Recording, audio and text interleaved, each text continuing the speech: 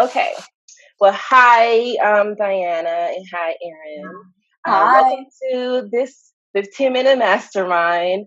Personal fulfillment is, I talk a lot on my hands, so there's a lot of that coming. Personal fulfillment is a very big topic, so we're going to do what we can with 15 minutes to get the conversation going. Before I get started, I want to ask you eat both, and this is going to be a very interactive talk. And I want you to share with me your earliest, happiest childhood memory. Wow. I know, juicy. I do have it. I do have it. Don't Yeah. you? What Yeah. is your childhood memory that you're like really that like when you think about it, it just brings so much happiness into your life? Yeah. I remember my mom's brother who died when I was 5 years old, but I remembered him coming to our place to visit. And as I didn't have a father, like a present father, of course I had a father. Um, it was always great to see him like knocking the door and jump on him and to his arms, etc. So that's my best memory. Awesome, Erin.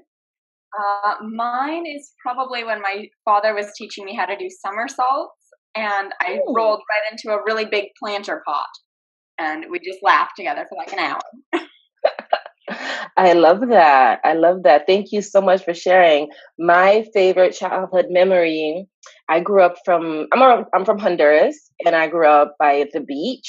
So we used to go to the beach all the time. And one of my favorite childhood memories is really being at the beach with my grandmother, just kind of hanging out with her. That was her favorite grandchild. So we spent a lot of time together, and that's one of my favorite childhood memories for sure.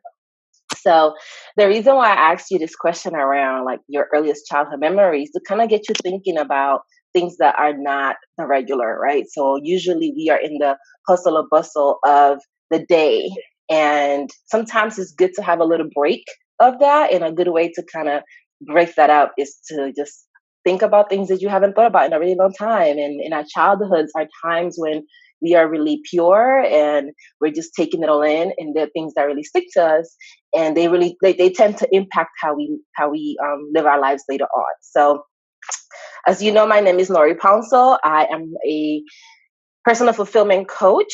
I work with clients on helping them achieve personal fulfillment, become personally fulfilled.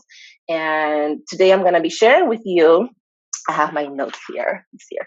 So I'm going to be sharing with you why you're not personal fulfilled. If you aren't, we're going to discuss 3 reasons why that is, and then I'm going to also share with you how to begin feeling fulfilled right now. Like how can you start making that happen for you right now? And these are things that I've learned from my clients, and I hope that they are helpful to you. And if at any point you have any questions, please let me know. And then I'm going to leave some room for like Q&A also in this 15 minutes. So we have a very ambitious agenda. We're going to do our best.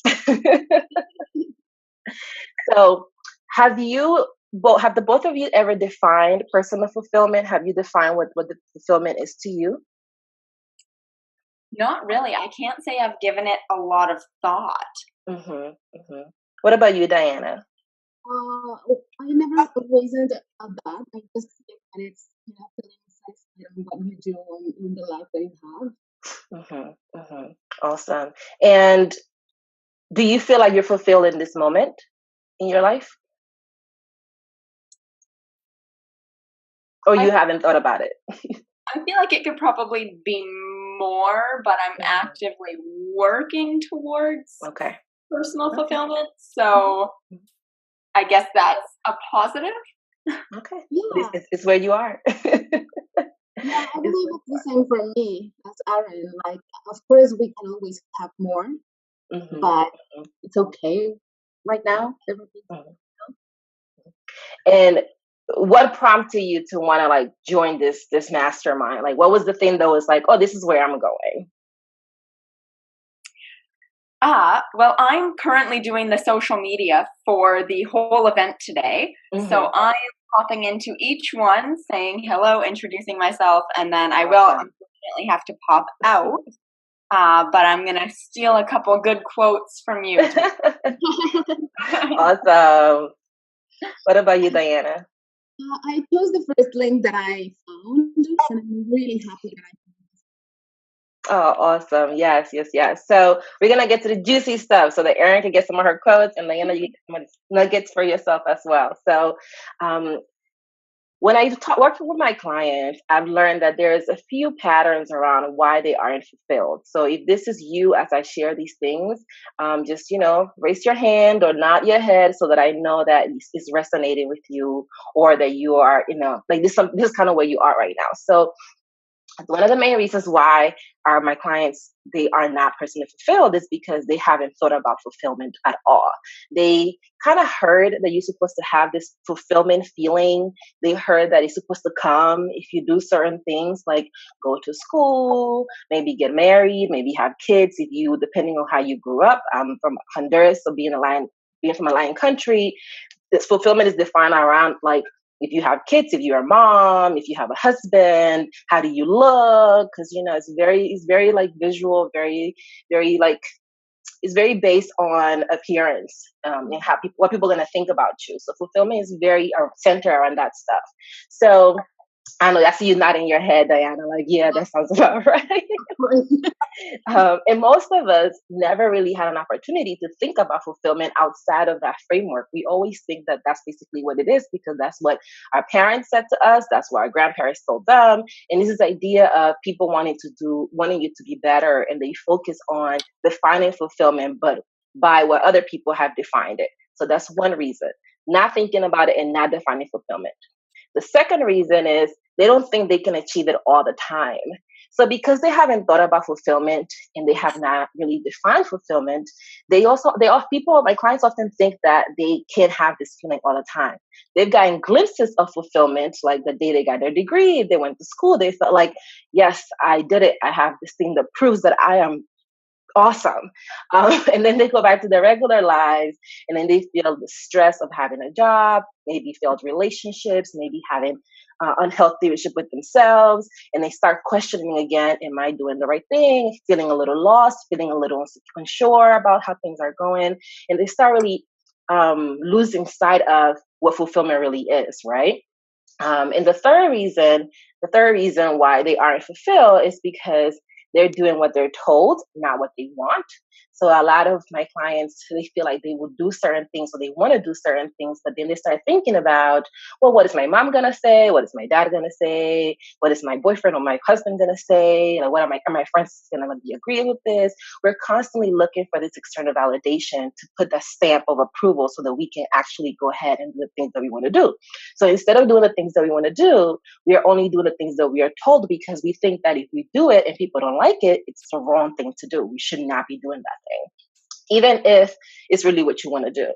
And that is because a lot of us focus on living our lives based on other people's expectations of us, not on what we want for ourselves. And we start thinking, well, people expect me to do this. If you grew up in a family where you took care of where your family takes care of like the older people, you are expected to do the same thing for your parents. If you grew up in a family that's big and everybody's always sharing, you're expected to share. So if you are the person that doesn't like to share or doesn't want to share, you start feeling like, oh my God, like I need to do these things that I don't want to do honestly, but I have to do them because if I don't do them, people are going to be mean to me. They're not going to like me. They're going to talk about me, and I don't want to deal with that. So I'm going to do these things that I know I don't want to do, but I'm doing it because people expect me to do it. Right. So those are like the four reasons actually, there's a fifth one, which is we look for fulfillment externally. So we look for to find fulfillment in either doing something, either in getting something, or okay, either in doing something, either in getting something, or we put fulfillment on like just the idea of I wanna. If I get this thing, if I achieve this thing, then you're gonna feel like you have that feeling of like, yes, I'm fulfilled, I got it. And those are some of the core reasons why my clients often struggle with fulfillment because they are living their lives through the lenses of other people. It's their life, but they're living it based on what other people want them to do. Um, do you feel like that? Is that something that you can relate to in any shape or form? So yeah, well, we come from more or less the same society, so I can relate to that. That we have to fill up when we are women in Latin America. But also you were talking about we have to be like someone else, etc., etc. And now that we are in this summit of entrepreneurship, I haven't lived that experience yet, and I hope I won't. But I see a lot of like, oh my God, comparing each other a lot, and kind of Yes. like saying, oh my God, but she's already 2,000 followers, and I already have 10. No, that's a lot of pressure. Right, right. Absolutely.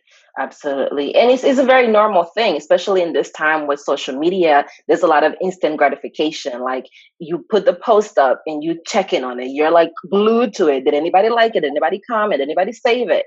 Like we are basically addicted to checking our technology to get that pat in the back. Like, oh yeah, you did a good job. I like your post. Or, hey, I really enjoyed this. Like we always looking for that. And that gets in the way of us really becoming fulfilled. So how do you begin navigating some of this stuff? And how do you start doing that? Like today, in this moment, like right now, what are some things that you can do? So here I'm going to share some practical things, strategies that you can utilize to begin having this journey of fulfillment and start uncovering your path. Everyone's path looks different. Your path is going to look a certain way. My path is going to look a certain way. And it's important that you understand that about yourself, because when you know that your path looks different for you, you're not worried about what's happening to your left. You're not worried about what's happening to your right, because you understand that your path is your path and only your path is the one that you can control. Nobody else's. So how to begin feeling personal fulfillment right now. So the first thing is write it down and define it. The reason why we struggle so much is because we don't have a definition for it. So instead of defining fulfillment based on what people told us it was supposed to be, going to school, having a job, getting the husband, getting the kids, all this, getting the big house, the dog, or whatever it is that people said it is, instead, you define it based on what you want. Is fulfillment to you having a cup of tea every morning? Is fulfillment to you reading a book in the corner, like without interruptions? Is fulfillment to you taking a trip once a month where you don't talk to anyone? You're just literally taking time for yourself. Is fulfillment to you to launch your own business and be successful at it? Like just defining these things based on what fulfillment really means to you, and not getting caught up on what other people define it as. You might not want to have kids. You may want to have kids. Who knows? If that's what the fulfillment means to you, you get to decide that. You get to take control.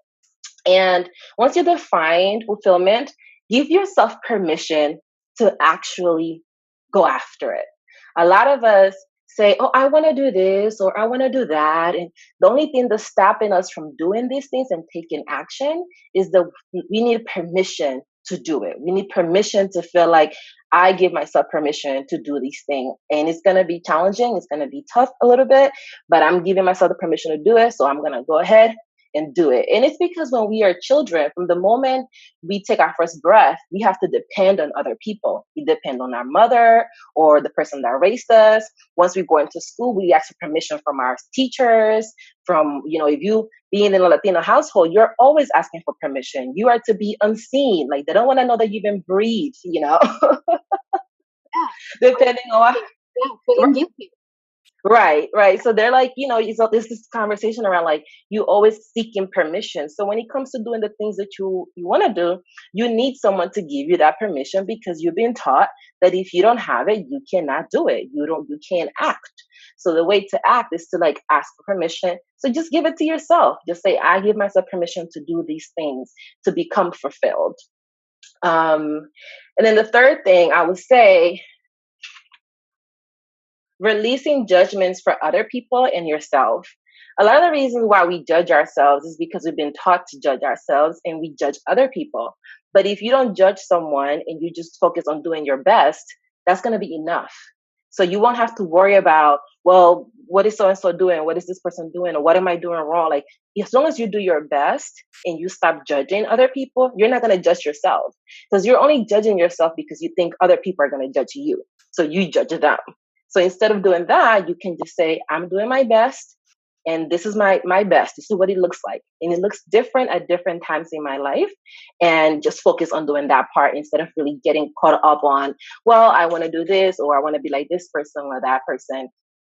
Doing your best is all about getting in alignment with the universe, because the universe is always on our side. Sometimes we don't think it is. Sometimes we don't feel like, there are things that are happening and it's like, why me? Why is this happening to me? I thought I was done with this phase of my life. But the truth is that the universe is always in alignment with you and with the things that you want to do. So if you are someone that wants to open a business, like if you're an entrepreneur and you want to like get 100 clients, the universe wants to help you get those 100 clients. But you have to become an active participant of your desires. You have to claim it for yourself and you have to do the work. A lot of us want fulfillment and can write it down and can give ourselves permission. But when it's time to do the work, we back out because it's too much. We feel like, oh my God, this is like not what I signed up for. But it is exactly what you signed up for. So giving yourself the opportunity to do that work is really important, because that's how you achieve the life that you want. And I myself, like I left DC, I launched my own practice, my own consulting practice. I was making the most money I've ever made when I was working in DC and living in this apartment, like really gorgeous view. But all of those things, as beautiful as they were on the outside, didn't mean fulfillment in the inside. And a lot of us are so focused on putting our validation externally that when we actually look within ourselves, we actually don't like what we see. We don't like the life that we live. We don't like the people that we hang out with. We don't like the clothes that we wear. We feel like it can always be more. And at some point, there is no more. This is like something has to be enough for you. Because if not, you're always going to be in that pursuit of more and more and more, which means that more is never going to be enough. So if more is never enough, you're never going to feel fulfilled, because you're always going to be thinking that you need the next thing to be fulfilled. So fulfillment really is about you identifying what are these things that are important to you, and then learning how to get them and learning how to be at peace with them. And how I define fulfillment is to really be at peace with myself every time I go to sleep at night. And every time I go to sleep at night, I think about the day that I had. I forgive myself for doing things that were not in my best interest. And then I forgive people that might have done things to me that made me feel some type of way that I decided to take personally. I release these things. And then the next morning, I can wake up with a smile on my face because I'm not carrying any burdens from the previous day onto my next day. So those are my quick tips on how to become personally fulfilled and how to start living the life that you want to enjoy right now. Life is meant to be enjoyed. It's meant for you to be joyful about it, happy about it. It's not meant for you to be miserable. And you just have to make the decision that that's what you want to do. Do you have any comments or questions for me that I can answer? No, but you're right. Like, if we don't do any like check-in every once in a while, like you're doing it every night, something that I am not doing. It's more that I live under so much stress during the week, working or doing my like startup company, that when I go to bed, what I want to do is to completely forget about it, instead of rewarding me and saying, okay, so I did this, and I did it well. And like those kind of check-ins are really helpful too. Thank you so much. So you walk, especially when you having a business and launching a business, it's even more important that you set time to just decompress and release, because you can only give what you have. So if you have the energy of your business that's like stressful and like overwhelming and like when can I breathe, that's the type of energy that goes into your business. So the products that you put out, the services that you put out are also going to have that energy of overwhelmness and stressfulness and all these other things. So if you don't want that to go into your business, you have to get rid of it at the root. Like you have to be like, I'm not taking that with me, because it's going to like, I don't think people don't have business problems.